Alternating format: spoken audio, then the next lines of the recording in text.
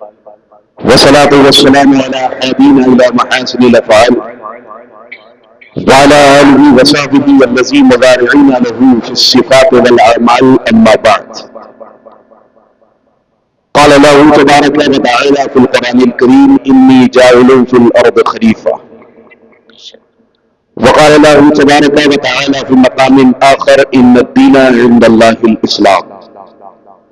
صدق الله العظيم وصدق رسوله النبي الكريم ونحن على ذلك من الشاهدين والشاكرين والحمد لله رب العالمين.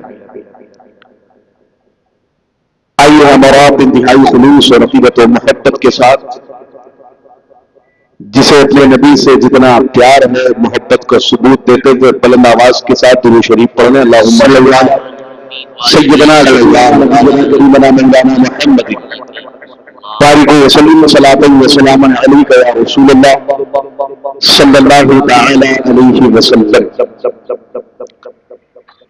حضرات، بڑی خوبصورت آج کی یہ محفل اور بڑی ہی خوبصورتی کے ساتھ یہ محفل کامیابیوں کی منزلوں کی طرف رواں ہے. اسٹیج پر میرے بہت سارے احباب تشریف رکھتے ہیں، میں معذرت خواہ ہوں اس لیے کہ وقت کی قلت دامن گیر نہیں بلکہ گردن گیر ہے. اگر میں سبوں کا نام لے کے سب کی بارگاہ میں سلام عرض کرتا تو میرا وقت آدھا اسی میں ختم ہو جاتا. بس یہ سب میرے بڑے ہیں، میری خطا ہو ان کی عطا بن جائے، اور اگر کچھ کام کی باتیں ہوں تو یہ محبت سے نواز دے، یہی میرے لیے کافی ہے. بس ان سبوں کی بارگاہ میں مجموعی طور پر ایک شیر انزیک کی ستارے ماہ کے میں تذکیر آفتاب کروں، اور کسے میں ترک کروں اور کس کا انتخاب کروں، میں کس کا نام لوں کس کو چھوڑ دوں. جو ذرہ جس جگہ ہے وہی آفتاب ہے، اور یہ محفل میں ہے جام و جم نہیں، یہاں کوئی کسی سے کم نہیں. دعا کرے اللہ ہم سب کی حاضری کو اپنی بارگاہ میں قبول مقبول فرما لے. لائق سب احترام اور لائق سب افتخار اور لائق خیر مبارک ہے حضرت قاری سید رضا صاحب قبلہ.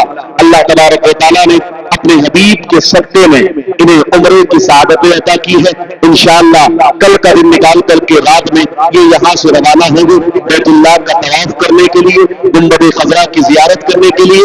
اور ان کے لیے ایک گولڈن اپرچونٹی، سنہرا موقع یہ ہے کہ یہ اکیلے نہیں جائیں گے بلکہ اپنی والدہ کے ساتھ میں جائیں گے، ساتھ بہاروں کی سعادتیں بھی حاصل کریں گے، والدہ کی خدمت بھی کرتے رہیں گے.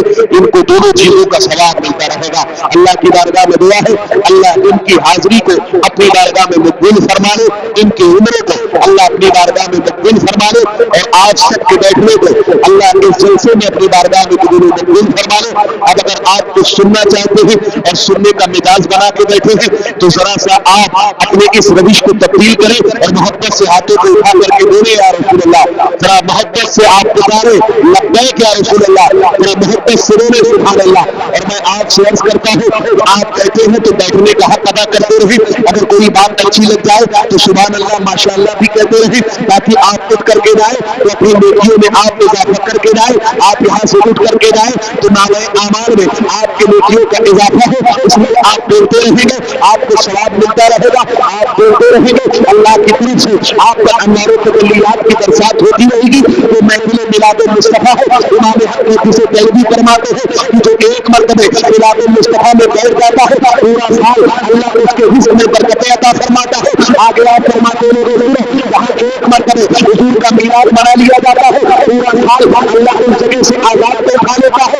آگے آپ فرماتے ہیں جہاں ایک مرتبہ میلاد مصطفیٰ منا لیا جاتا ہے پورا سال اللہ اس بستی سے اس علاقے سے تمام مختلف بیماریوں سے اس علاقے کو اللہ محفوظ رکھتا ہے. اور جتنے لوگ میلاد مصطفیٰ میں بیٹھ جاتے ہیں پورا سال اللہ ان کی عمر میں اور ان کے رزق میں بڑا برکتیں عطا کرتا ہے. آپ کا انوار تجلیات کی برسات ہو رہی ہے، اور اگر کوئی بات اچھی لگ جایا کرے تو آپ سبحان اللہ بھی کہہ دیا کرے. چپلا توجہ کر لیں، تھوڑا سا آپ موڈ بنانے سننے کا، اور اس کے بعد میں اپنے اصل موضوع پر آتا ہوں. توجہ کریں، اگر آپ سبحان اللہ کہیں گے تو آپ کی نیکیوں میں اضافہ ہوگا. لیکن سبحان اللہ کا مطلب کیا ہوتا ہے؟ سبحان یہ عربی کا لفظ ہے جس کے معنی ہوتا ہے پاک. آپ اگر سبحان اللہ کہتے ہیں تو اس کا مطلب یہ ہوتا ہے اللہ پاک ہے. حضور فرماتے ہیں سنو، جب کوئی بندہ اللہ کو پاک کہتا ہے، اللہ فرشتوں سے فرماتا ہے فرشتوں ذرا یہ بتاؤ کہ میرا بندہ مجھے کہہ کیا رہا ہے. فرشتے عرض کرتے ہیں اللہ رب العزت وہ تجھے پاک کہہ رہا ہے. تو حضور فرماتے ہیں سنو، اللہ فرشتوں سے فرماتا ہے فرشتوں گواہ رہا میری ذات تو یہ ہے کہ میں کل بھی پاک تھا، آج بھی پاک ہوں اور ہمیشہ پاک رہوں گا. لیکن تم گواہ رہنا آج میں میلاد مصطفیٰ میں پاک کر کے جتنے لوگوں نے مجھے پاک کہا ہے میں نے سبوں کو گناہوں سے پاک کر دیا ہے.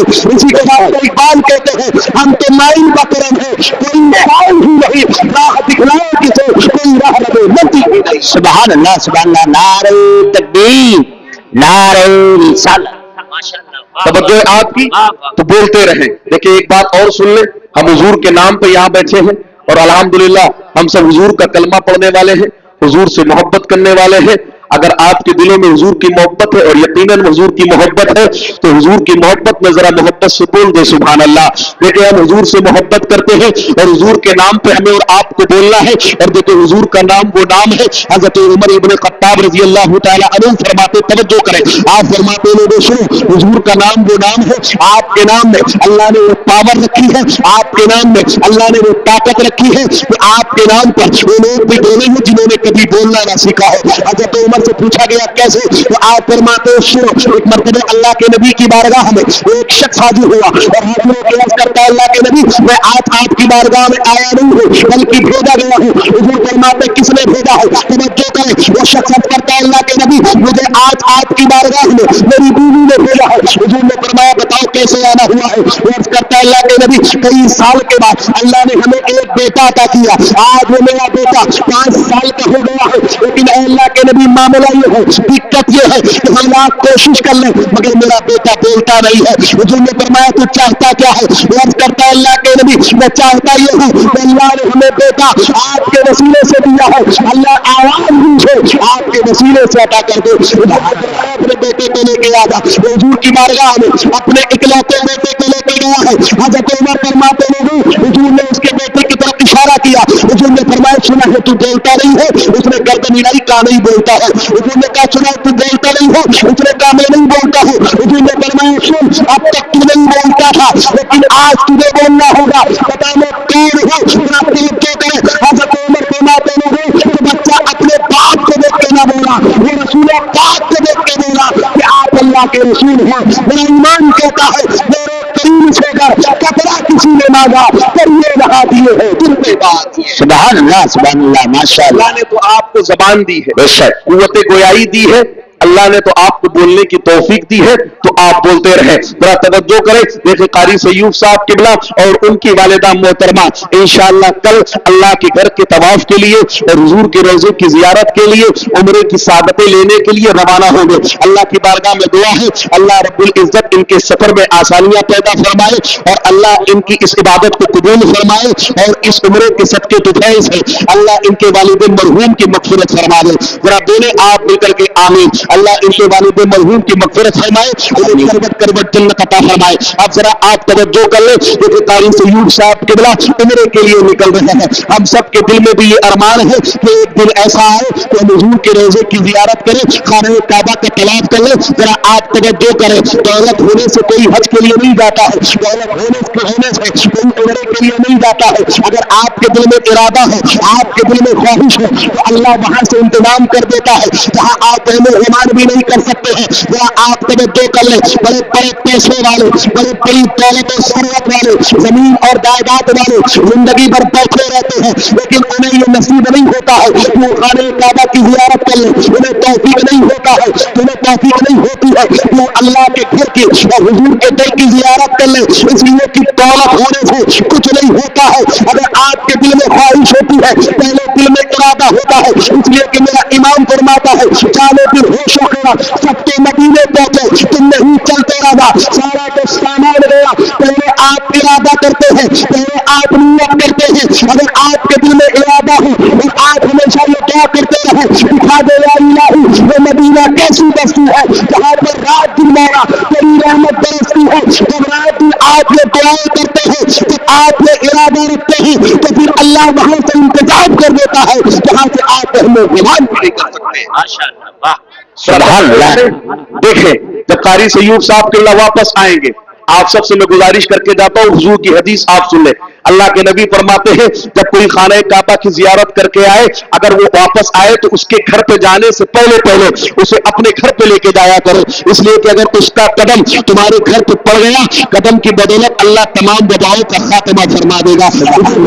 ان کی آنکھوں کی زیارت کیا کرو، آنکھوں کو دیکھا کرو اور یہ سوچا کرو یہ وہی آنکھیں ہیں جنہوں نے خانہ کعبہ کی زیارت کی ہے، یہ وہی آنکھیں ہیں جنہوں نے حضور کے روضے کی زیارت کی ہے. ذرا آپ توجہ کر لیں، حضور فرماتے ہیں جب کوئی حج کے لیے نکلتا ہے یا عمرے کا ارادہ کر کے نکلتا ہے، حضور فرماتے ہیں جب سے وہ نکلتا ہے اللہ رب العزت ہر قدم کے بدلے نیکی عطا فرماتا ہے، ہر ایک قدم کے بدلے میں سینکڑوں نیکی عطا فرماتا ہے، ہر ایک قدم کے بدلے میں اللہ اس کے نام اعمال میں نیکیوں کا انبار بھیجتا ہے، ہر ایک قدم کے بدلے میں اللہ اسے ثواب عطا کرتا ہے، ہر ایک قدم کے بدلے میں اللہ اسے نیکی عطا کرتا ہے. آپ ذرا توجہ کر لیں، حضور فرماتے اگر کوئی حج کا ارادہ کر لے اور عمرے کا ارادہ کر لے، گھر سے نکلے راستے میں اسے موت آ جائے یا ارادہ کر لے اسی عالم میں اسے موت آ جائے تو حضور فرماتے ہوئے تو مر جاتا ہے، لیکن اللہ تبارک و تعالیٰ ایک فرشتے کو پیدا فرماتا ہے اور اسے حکم دیتا ہے کہ تو اس کی طرف سے تمام اراکین کو ادا کرتا رہے،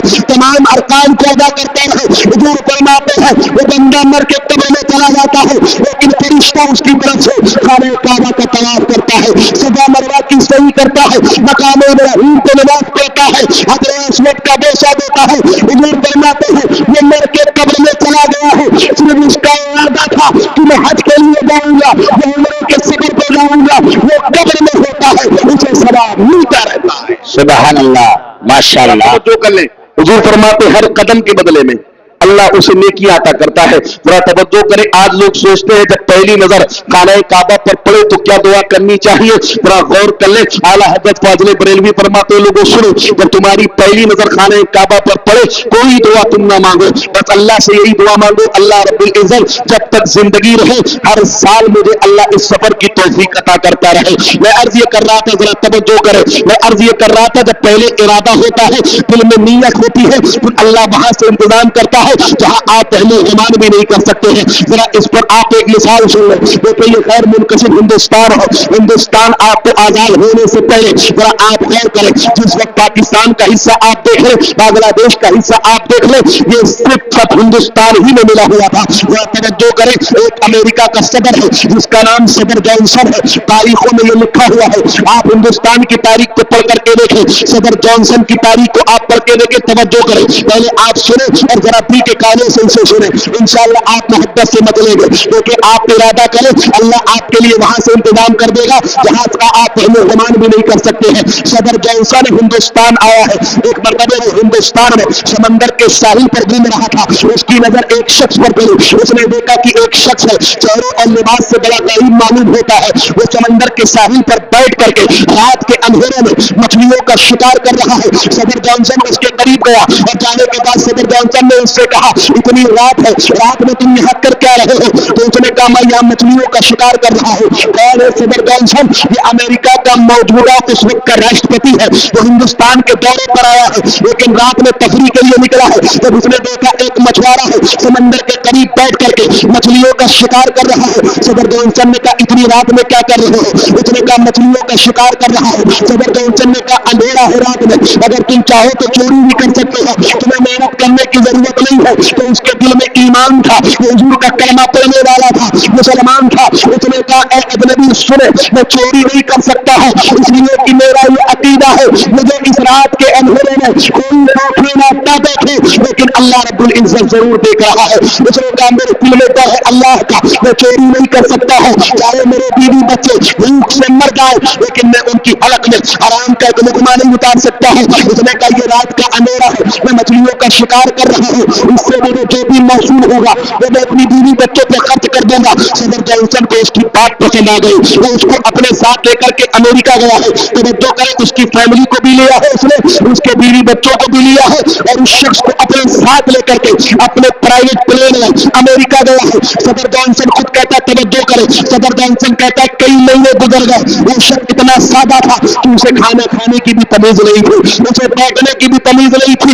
ایک مرتبہ صدر جانسن نے اس سے پوچھا, صدر جانسن نے یہ کہا, یہ بتا جب سے تو آیا ہے تو نے کسی چیز کی خواہش نہیں کی ہے, تو نے مجھ سے کچھ نہیں مانگا ہے, تو یہ بتا اگر تجھے کچھ چاہیے تو میں تجھے دینے کے لیے تیار ہوں, اگر تو چاہے تو میں تجھے امریکہ کی نیشنلٹی دے سکتا ہوں, یہاں کی ناگرکتا دے سکتا ہوں, تجھے یہاں کا ناگرک اور یہاں کا باشندہ بنا سکتا ہوں, تو بتا تجھے چاہیے کیا. تو وہ غریب شخص کہتا ہے یہ بتائیں اگر میں آپ سے کچھ مانگ لوں تو آپ دے سکتے ہیں. صدر جانسن نے کہا تو مانگ, وہ دنیا کی چاہے جتنی قیمتی چیز ہو میں تمہیں دینے کے لیے تیار ہوں. تو صدر جانسن سے اس شخص نے کہا سنو, اگر آپ مجھے کچھ دینا ہی چاہتے ہیں تو مجھ پہ یہ احسان کر دے کہ مجھے حضور کا روضہ دکھا دے, سبحان اللہ, مجھے مدینہ دکھا دے.